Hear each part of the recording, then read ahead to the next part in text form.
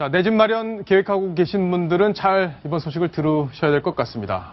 자, 이런 주장이 담긴 오늘 보도가 됐는데요. 2년 뒤에 집값이 폭락할 수도 있다, 이런 주장이 나왔습니다. 정말 그렇게 된다면 집 살 때 더 신중해야 되지 않을까, 이런 생각이 드는데 어떤 이야기인지, 왜 그런 주장이 나온 건지 지금부터 자세히 알아보겠습니다. 이번 소식은 동아일보 경제부의 박용 차장과 함께 해보겠습니다. 안녕하세요. 네, 안녕하세요. 자, 미국 연수 갔다가 오랜만에 1년 만에 방송 이제 출연하게 됐는데, 네. 자, 오늘 소식 아주 잘 정리해 주시기 바랍니다. 네. 자, 일단 집값이 폭락할 수도 있다고 하니까 뭐 네. 걱정되는 분들도 있을 테고, 그렇습니다. 집값이 떨어진다고 하니까 살려고 하시는 분들은 좀 기대감이 있을 수도 있고, 그렇습니다. 그럴 것 같아요. 자, 먼저 올해 상반기 분양 물량 예. 현황을 한번 집중할 필요가 있습니다.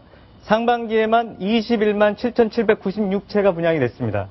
작년 상반기에 비교해보면 예. 작년 상반기에는 14만 채, 2013년에는 13만 채 정도 되니까 네. 올해 상반기만 거의 갑절에 가까운 그러네요. 분양이 이루어진 셈입니다. 또 하반기에도 15만 9,277채가 기다리고 있습니다. 아, 그래요? 이게 2008년 금융위기 이후에 최대 분양 물량이 쏟아져 나온 겁니다. 그러니까 분양 물량이 많이 나오는 게 집값 하락하고 어떤 연결이 되는 건가요? 일단 공급 측면에서 일시적으로 주택 분양 물량이 쏟아져 나왔기 때문에 예. 이게 후폭풍이 예상된다는 겁니다. 아, 그러니까 물량이 너무 많이 나왔기 때문에. 네, 그렇습니다. 예. 그러니까 입주하는 시기가 올해 분양을 했으면 2년 뒤에 입주를 2년 하잖아요. 정도 입주가 될 텐데 예. 그 입주 시점에 올해 일시적으로 늘어난 이 공급 물량이 부메랑이 돼서 돌아올 수 있다, 이런 얘기를 하고 있는 겁니다. 그렇군요. 예. 자, 지금 보게 되면은 올해는 건설사들이 예. 실제로 주택 경기가 좀 나아지면서 분양을 많이 대거 밀어냈습니다. 네. 그리고 그러니까 그동안에 잘 안 되고 네네. 좀 냉지로 있었던 땅들도 다 분양 이번에 잘 그렇죠. 되니까 다 이런 해보자. 얘기를 그리고 한 싹 겁니다. 지금 밀어내고 있다. 네, 예. 민간주택 분양가 상한제도 폐지됐고 실수요자의 내 집 마련수 생기니까 이렇게 네. 한번 쏟아낸 건데요.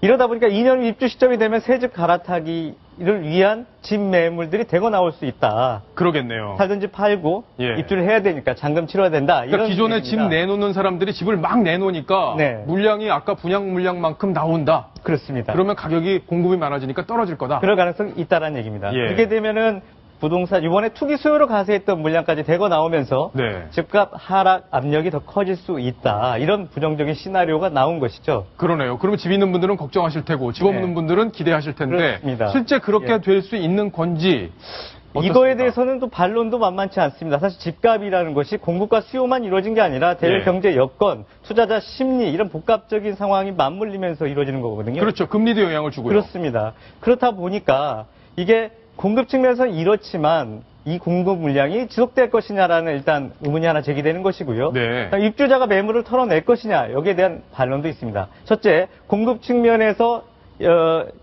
이 과잉 공급이 지속될 네. 것이 아니라 올해 억눌렸던 수요가 한 번에 분출된 거니까 일시적인 것이다. 아, 그러면 내년에는 예. 분양 물량이 좀 줄어들면서 네, 그렇습니다. 공급량이 좀 조절되지 않겠느냐. 예. 한국주택협회에 따르면은 내년에는 공급 물량이 한 30-40% 줄 것이다. 아, 그렇군요. 2012년, 13년 수준으로 돌아갈 것이다. 이렇게 얘기하고 있습니다. 그래서 과잉 공급 우려에 대해서는 지나치게 걱정할 필요가 없다. 이런 게 하나 나왔고요. 네. 또 하나는 입주자의 매물입니다. 일단 살던 집을 팔아야 할 때 현재는 거의 전세금이 매매가에 육박하고 있지 않습니까? 그렇죠. 그러다 보니까 전세금에 대출을 약간 얹으면 예. 잔금 치르는데 큰 문제가 없을 것이다. 예. 그런 상황에서 입주자들이 손해를 감수하면서 매물을 막 내놓을 것이냐, 그렇지는 않을 것 같다. 이런 반론이 있는 겁니다. 네. 아주 반론도 상당히 설득력이 있어서 네. 들어보니까 이 집값 떨어질지 안 떨어질지 그렇습니다. 잘 네. 갈피는 안 잡히는데 네. 어쨌든 그때 당시의 경제 상황 이런 것도 좀 맞습니다. 중요할 것 같습니다. 만약에 맞습니다. 뭐 경기가 어렵고 경제가 네. 어려운데 뭐 집 살려는 사람이 별로 없다면 집값이 뭐 그렇게 더 떨어질 수도 있는 거고. 그렇죠? 그렇습니다. 상황에 따라 여러 가지 영향을 받을 수 있겠다는 네, 이게 생각이 듭니다. 대외적인 경제 여건, 예. 또 정부의 주택 정책, 대출 정책, 금리 이런 것이 복합적으로 이루어지기 때문에 그걸 좀 잘 주시할 필요가 있을 것 같습니다. 자, 그리고 한 가지 더 부동산 관련해서 짚어봐야 될 게 최근에 네. 반전세. 네. 그러니까 반만 전세로 내고 나머지는 월세로 내는 게 반전세인데 그렇습니다. 이게 많이 늘어난다면서요. 네, 여기 통계를 좀 보시면은 네. 지금 월세라고 했던 부분은 이게 지난 7월 주택가격 동향조사 자료입니다. 예. 0.03% 올랐는데요. 지금 준전세의 경우에는 0.21%가 올랐습니다. 이게 반전세예요? 7배인데요. 이게 예. 거의 반전세라고 볼 수 있습니다. 네.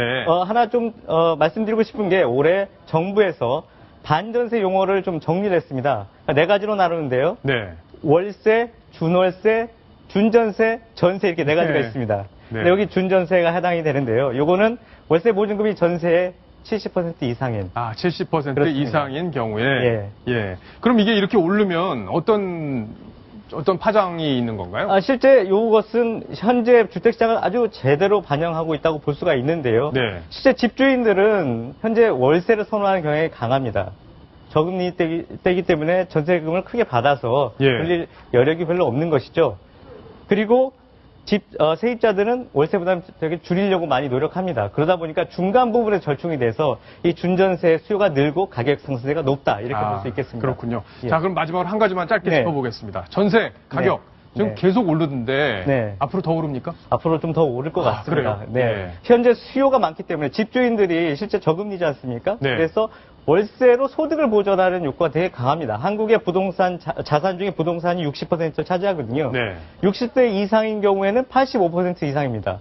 근데 이분들의 가처분 소득이 평균 2,700만 원밖에 안 됩니다. 아, 그래요? 그러면 있는 집 하나를 활용하면서 소득 보전할 욕구가 강하기 때문에 이게 전세 수요가 많을 것 같고요. 예. 그리고 강남 재건축 수요, 이주 수요도 가세하면서 당분간 전세 가격 상승 지속될 것 예. 같습니다. 아유, 전세 사시는 분들 만기가 다가오면 걱정이 많이 되실 텐데 저희가 네. 좋은 소식을 못 드려 죄송합니다. 네. 자, 이번 소식 동아일보 경제부의 박용 차장과 함께했습니다. 자, 다음 주제로 갑니다. 다음 주제 바로 이겁니다.